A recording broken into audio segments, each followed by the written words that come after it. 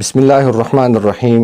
یو ورور پوښتنه کړې ده، وایي د سړي پس خورده یعنې د سړي د خولې اوبه دا د سړي دپاره څنګه دي، او د ښځې پس خورده یعنې د ښځې د خولې اوبه دا د بلې ښځې دپاره څنګه دي.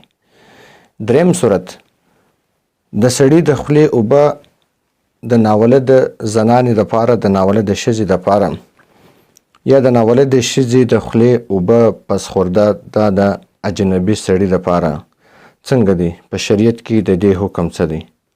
اکثره خلک نن سبا د بل د خولې اوبه نه څښي، یعنې دا یو قسم مکروه بولي. د دې شرعي حیثیت څه دی؟ آیا دا په شریعت کې جواز لري او که نه لري؟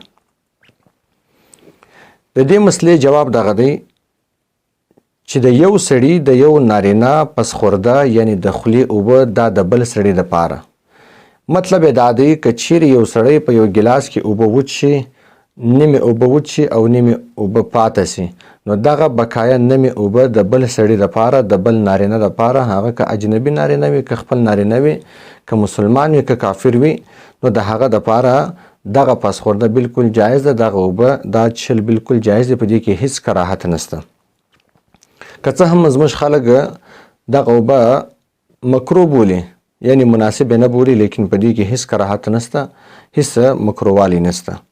او دغه رقم د یوې ښځې د خولې پس خورده یعنی د خولې اوبه دا د بلې زنانې دپاره، د بلې ښځې دپاره دا هم مطلقاً جایز دی، په دې کې هیڅ کراهت نشته، شریعت د دې څخه منع نه ده کړې. اما د یو سړي پس خورده یعنی د خولې اوبه دا د اجنبي زنانې دپاره، د ناولدې زنانې دپاره، د ناولدې ښځې دپاره دا مکروه دی. یعنې که چیرې یو سړی په ګیلاس کې اوبه وڅښي، نیمې اوبه وڅښي او نیمې اوبه پاته سي، دغه پاته اوبه د اجنبي ښځې دپاره، د ناولدې ښځې دپاره چې هغه په محرماتو کې شامل نه وي، یعنې مور، خور، کوروالا د دې بغیر بله اجنبي زنانه وي، نو د هغې دپاره دغه بقایا اوبه څښل، د سړي د خولې اوبه څښل یعنې د هغه پس خورده څښل دا مکروه دي. او دغه رقم د سړي دپاره بیا د اجنبي زنانې پس خورده څښل، د خولې بقایا اوبه څښل دا مکروه دي. کراهت د دې د وجې نه دی چې دغه اوبه یا مردارې سوې یا ناپاکې سوې، بلکې کراهت د استلزاز د وجې دی. استلزاز مطلب دغه دی، یعنې چې کله یو سړی په یو ګیلاس کې اوبه وڅښي او هغه بقایا چې کومې اوبه پاته سي، نو دغه اوبه د اجنبي زنانې دپاره، د ناولدې ښځې دپاره دا په دغه وجې سره مکروه دی چې هلته استلزاز راځي، یعنی خوند راځي.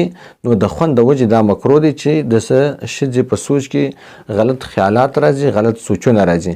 او دغه رقم چې کله یو زنانه په یو ګیلاس کې اوبه وڅښي، هغه بقایا چې کومې اوبه پاته سي، هغه د اجنبي سړي دپاره، د اجنبي نارینه دپاره دا هم د استلزاز یعنی د خوند د وجې چې د هغه په ذهن او د هغه په دماغ کې غلط سوچونه راځي، غلط خیالات راځي، نو په دې وجې دا کراهت دی.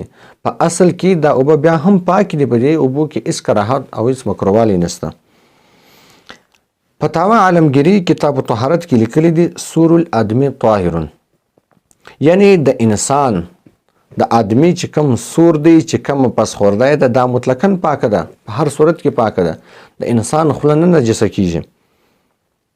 وکراهة سور المرأة للاجنبي كسوره لها ليس لعدم الطهارة بل للاستلذاذ. وای د ښځې چې کوم پس خورده ده دا د اجنبي سړي دپاره، او د اجنبي سړي چې کومه پس خورده ده د خولې چې کومې اوبه دي دا د اجنبي ښځې دپاره دا مکروه دي، یعنی دا کراهت لري، دواړه د یو بل دپاره مکروه دي. مخته لیکلي دي لیس لعدم الطهاره، یعنی دا کراهت د عدم طهارت د وجې نه دی، د دې وجې نه دی چې دغه اوبه ناپاکې دي، بلکې دغه کراهت للاستلذاذ، د استلذاذ د وجې دی، د خوند د وجې دی چې د انسان په سوچ کې بیا غلط خیالات راځي، غلط سوچونه راځي، غلط فکرونه راځي. د دغه غلطو خیالاتو د وجې څخه دغه اوبه څښل د زنانې دپاره یا د زنانې د خولې اوبه څښل د اجنبي سړي دپاره دا کراهت لري، مکروهوالی لري. اما د دې بغیره نور چې څومره پس خوردې دي دا مطلقاً پاکې او جایزې دي.